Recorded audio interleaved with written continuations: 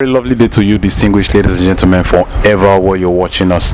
This is Rero TV, and my name is Rero Henry Akbos. Today, sitting right beside me is Ambassador Theophilus Ajeketa. He is the founder of Ogbotor Mental Health Foundation. Ambassador, it's a pleasure to have you today. It's a pleasure having you. Thank you for coming. Yes, sir. Today, the world is celebrating World Mental Health Day, and you being a practitioner in this area, tell us how significant is it that people need to check their mental status? Because for some, they might think that they are okay, but that's mental issues. How important is it that people go for these checkups? Thank you very much for your question. Mental health is a very funny aspect of healthcare that look abstract in nature.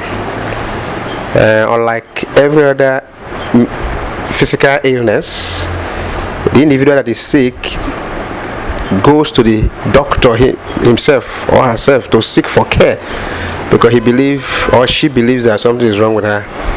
But for the mentally sick patient, it's a totally different thing. He does not know that he is sick. He does not believe that there's anything wrong with him or her. So that makes it difficult to even know when to go for checks in the first place. So that is why it has to involve the significant others. That is the relations. It is you, the husband, that knows your wife's usual behavior. You are the one that will say, no, this is not my wife. Even if she's telling you she's doing well, you will say, no, something is wrong. Mental health is something that has to involve everybody, both in the family and in the society. The World Mental Health Day that is being celebrated worldwide today, it's a day set aside by the World Health Organization to look at the issues of mental health and illness. This time we usually go into advocacy, mental health advocacy, to let people know about the causes of mental illness,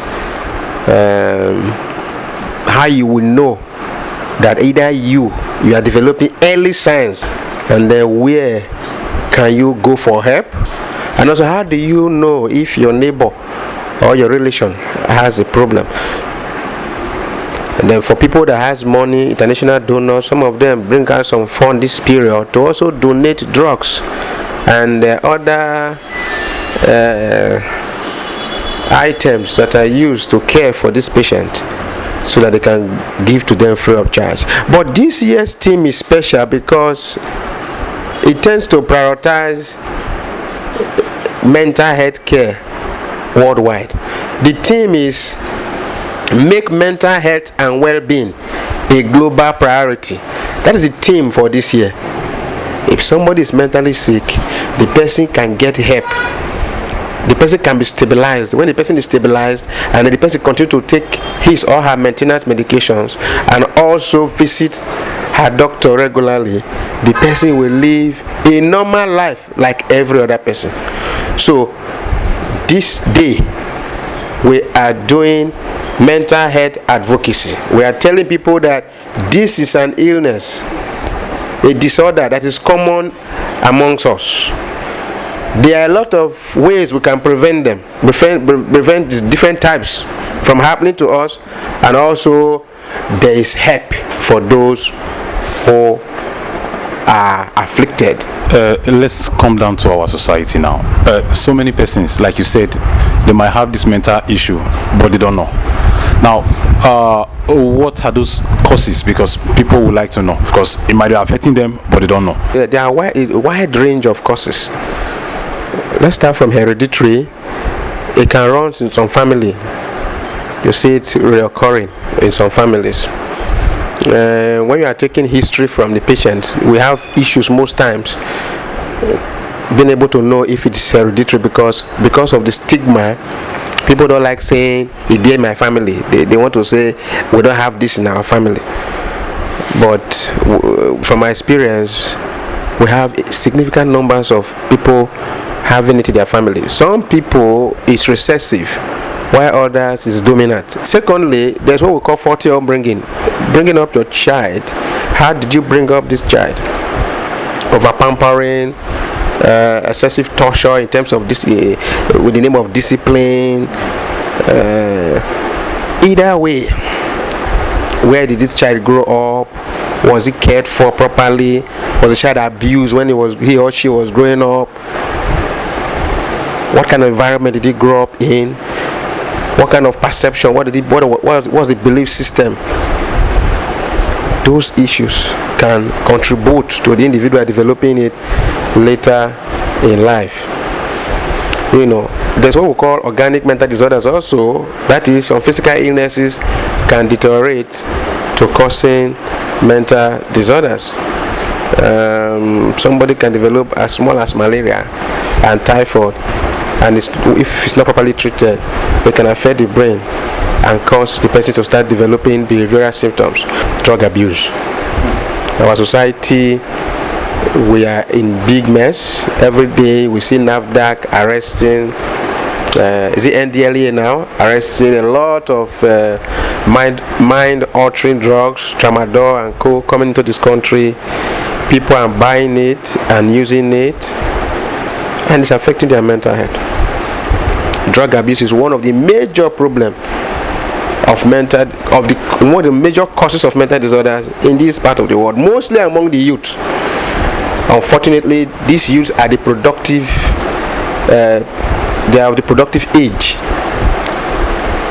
When they come down with mental illness as a result of drug abuse, they are no longer productive to the society, and because of that, it tends to affect societal development.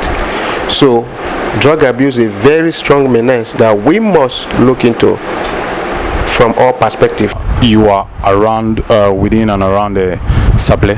What will be your message to the people around there, especially for them getting checked up, because you are here now, so the opportunity is here. We are here in Sapele. We have a center, the headquarters of the Ogbotor Mental Health Foundation, somewhere in the Ikwewu community, along Warri Sapele Road, before the Amukba roundabout. If you are coming from Warri, if you are coming from Benin, after the Amukba roundabout, as if you are going to Warri now, very close, there's a community called the Ikwewu community, just along the road with the signboard. In that place, we do render a lot of services, which includes enlightenment campaign. You can just go there and ask questions, and they will talk to you, give you some leaflets for you to read, you know. And then apart from the enlightenment campaign, we render help, care and treatment for those that are challenged with this illness in that facility. So we have an admission facility and also outpatient services.